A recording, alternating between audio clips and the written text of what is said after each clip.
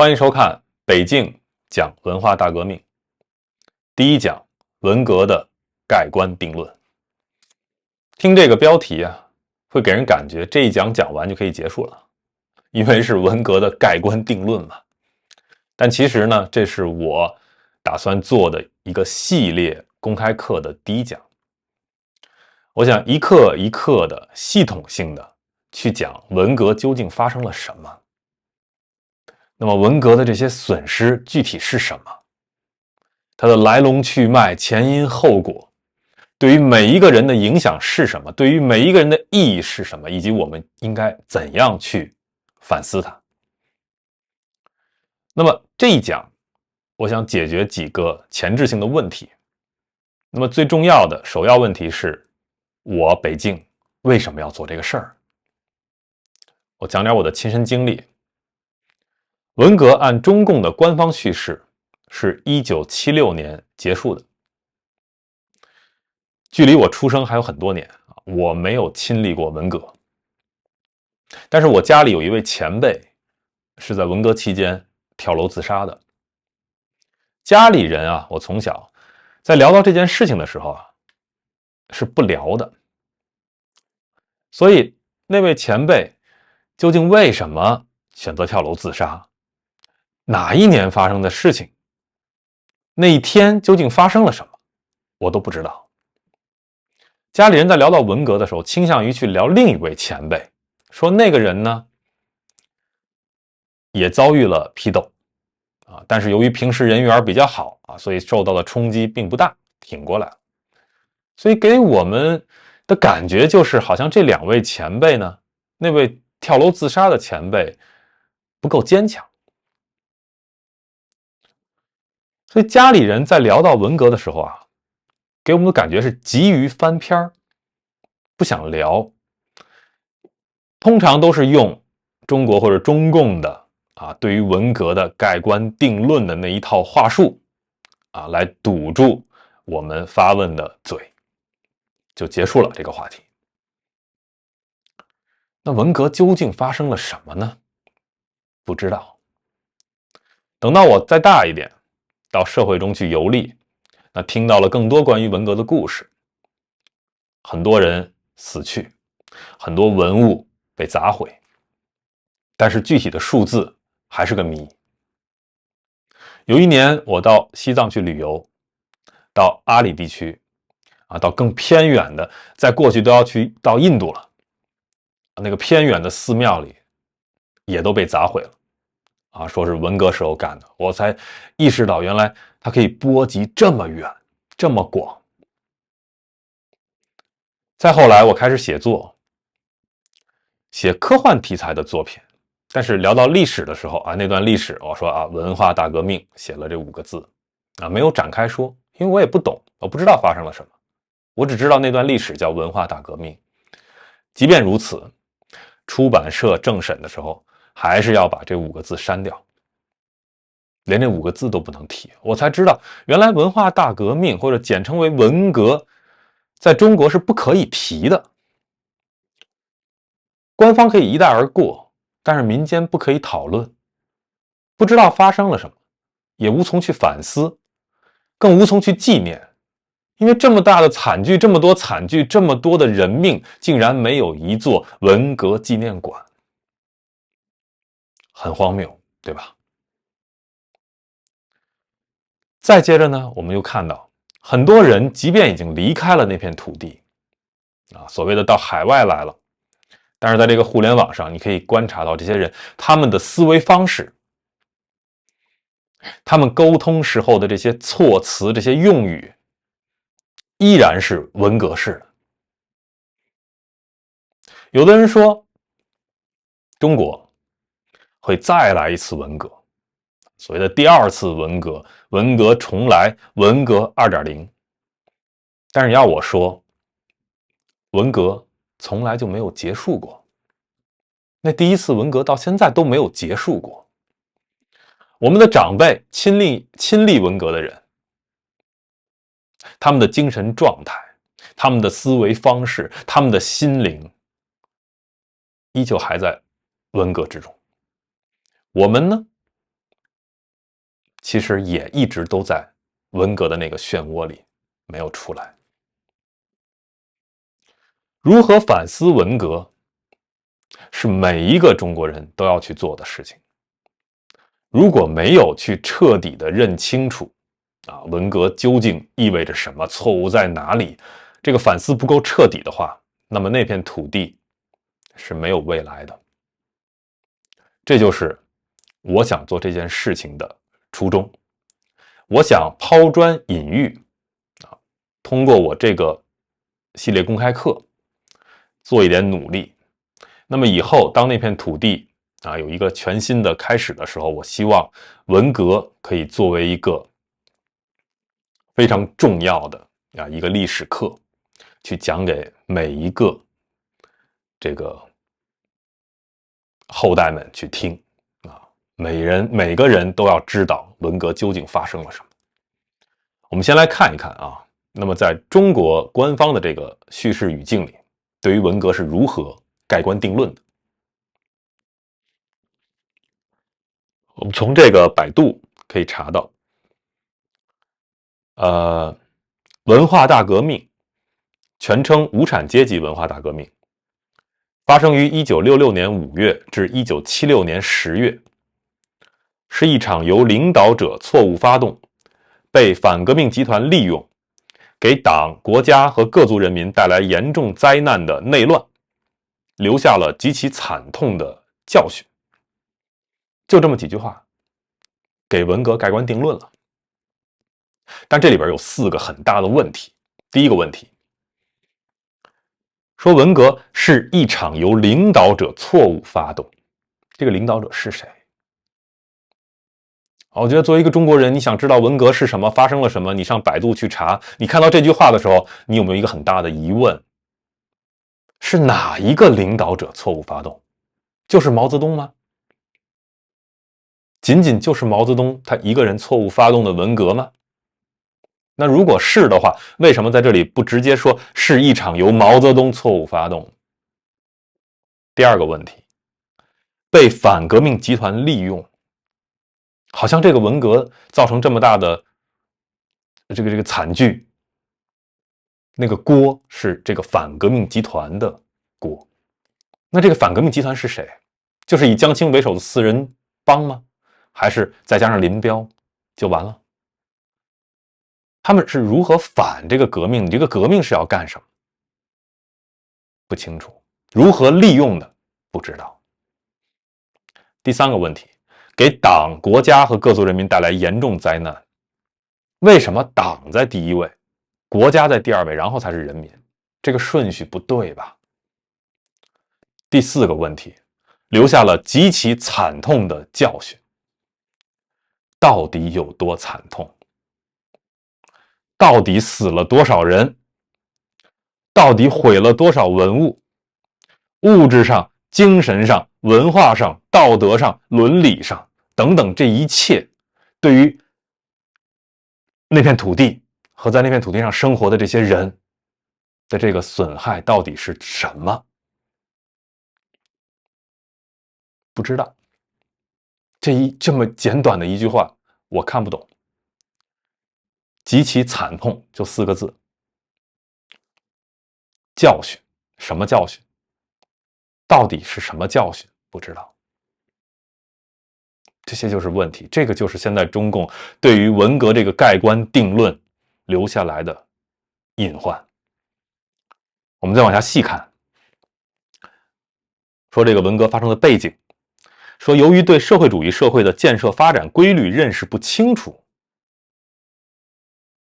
由于左的错误在理论和实践上的累积发展，很多关于社会主义建设的正确思想没有得到贯彻落实，最终酿成了内乱。这句话我怎么听起来就是在给这个毛泽东以及给中共去洗地呢？在为他们辩解为什么会发生文革，就这么去定义了这个定义是错的，我告诉大家。接着呢，怎么发动的，怎么结束的结束的时候就感觉是由这个叶剑英邓小平等等这些人拨乱反正一切又回归到了正轨，是吗？邓小平在文革里就这么值得被美化吗？以及周恩来在文革里究竟干了些什么事情，就这么值得被美化吗？这些都是目前中共依然在欺骗所有中国人的点。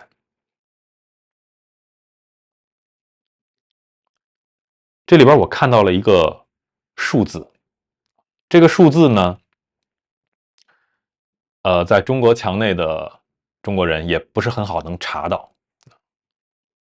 说叶剑英在12届一中全会后的中央政治局扩大会议上，曾披露文化大革命遭受迫害及死亡人数：一、规模性武斗事件4300多件，死亡123700多人；二、250万干部被批斗，302700多名干部被非法关押，115500多名干部非正常死亡。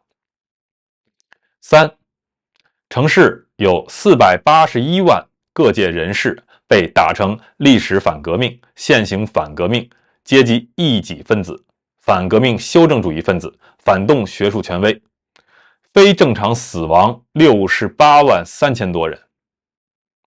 四、农村有520多万地主富农，包括部分上中农家属被迫害，有120万地主富农及家属非正常死亡。五、有1亿1300多万人受到不同程度的政治打击，55万7000多人失踪。这些数字还是很有争议的啊。那么可能真实的数字一定是比叶剑英说的这个还要庞大。但是我们仅仅了解这些数字就完了吗？有的人说10亿的中国人当时，毛泽东是那个1，其他的人是后面的那些0。就是在这种宏观叙事之下，每一个人在文革里究竟发生了什么，没有人去关心了。就像我家里那位前辈啊，只是死的这么多人里边的那一个人，他为什么呢？不知道，淹没在历史之中，没有人去关心了。于是乎整个中国由中共带着，所有的中国人都急于的要翻篇那么苦痛的历史赶紧翻篇。于是在1981年6月，中共11届六中全会通过的关于建国以来党的若干历史问题的决议，就做了这些盖棺定论，决定翻篇了。毛泽东没有彻底的被清算，所谓的3七开，他的画像还挂在天安门城楼上，他的遗体装在水晶棺材里，还一代一代的中国人去看。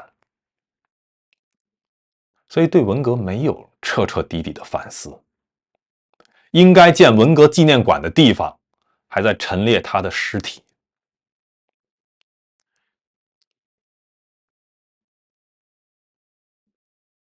于是我们就说到，我们这门课那我们知道现在都知道必须要反思，对吧？没有反思没有未来。那么我们反思什么呢？从哪里开始反思呢？文革这个事情是谁的错误？到底仅仅是毛泽东一个人吗？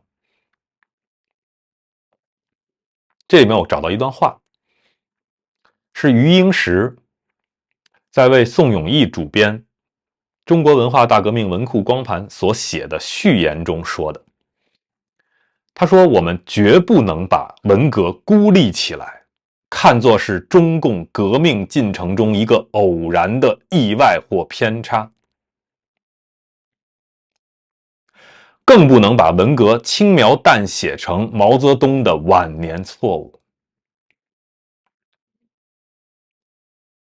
这句话非常的好，这也正是现在的中国习近平当局所在努力做的事情，就是把文革轻描淡写说成是毛泽东的晚年犯的一个小错误，是中共的这个革命历程中的一个小插曲，一个小弯路，一个小的探索，这么去说。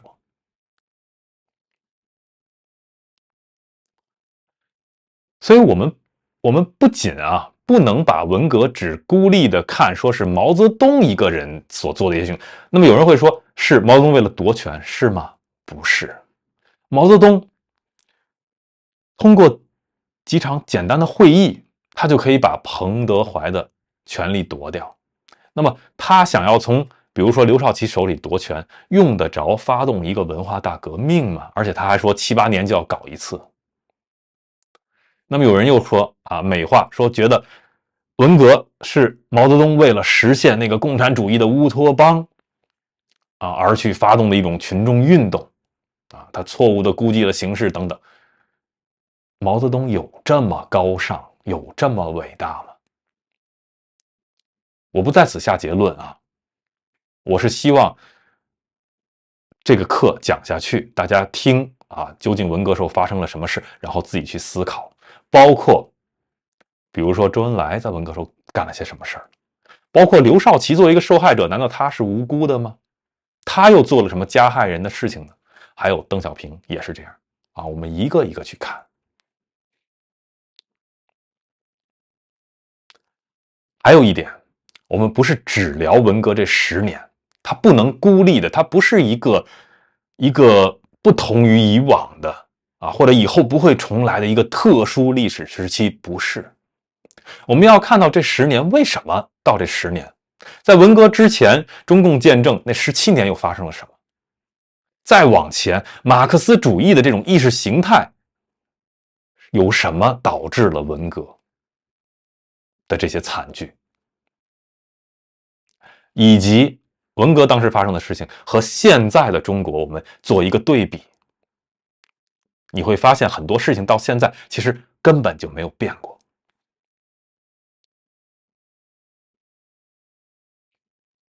这都是我们这门课要去做的。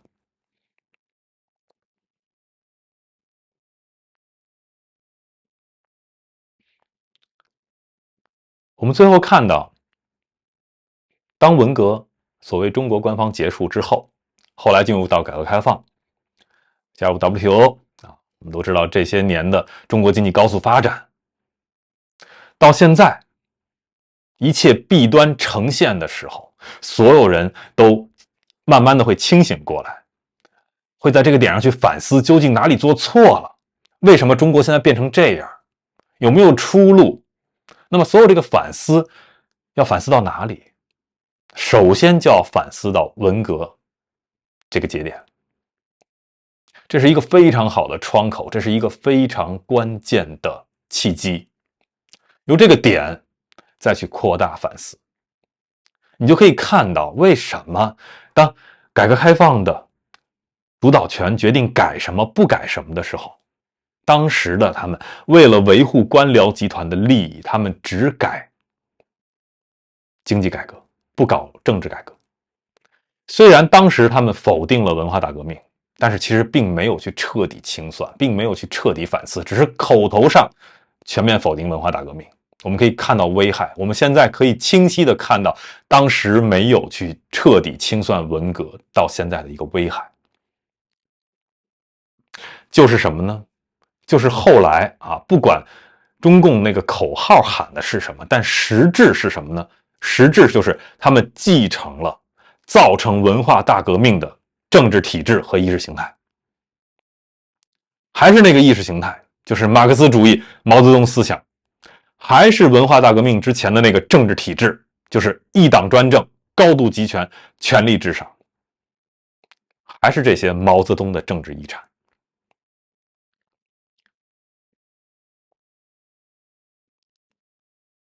所以到最后，这些人喊着革命我有功，文革我有苦，于是呢，改革我有权。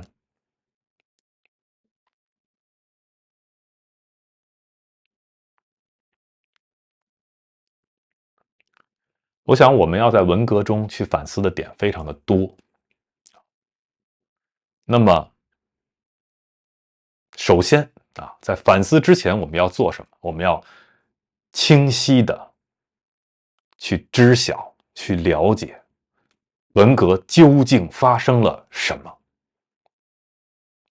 在这点上，我们才能够进行反思。那么我们这门课要做的就是这个事情。我会怎么讲呢？我会借用2本书作为我这门课的一个骨架一个框架，一个顺序的结构。一本呢是冯克的《文化大革命》，还有一本呢是杨继绳的《天翻地覆：中国文化大革命史》。这2本书，那么我会顺着这个书的这个章节时间顺序一课一课讲下去，然后结合历史，结合现在，一点一点的去剥离、去分析、去反思。那我们这个第一讲我就把我为什么要做这个事儿，以及我们做这个事情的意义，应该讲清楚了。我们回归到这个标题：文化大革命盖棺定论了吗？我觉得没有，远远没有。这是需要每一个中国人，甚至你可以说的更大，每一个人都需要去做的事情。认知究竟发生了什么真相，反思，反思，再反思，可能最终在每一个人心上才能够盖棺定论。那么我会建立一个播放列表专门去放这个北京讲文化大革命一课一课一课的顺着我讲，把这个放到这个播放列表里。那么这个播放列表也会放到每一期的这个北京讲文化大革命的这个节目的说明文字里大家可以方便去按顺序去看。今天就讲到这里，感谢收看、订阅、点赞。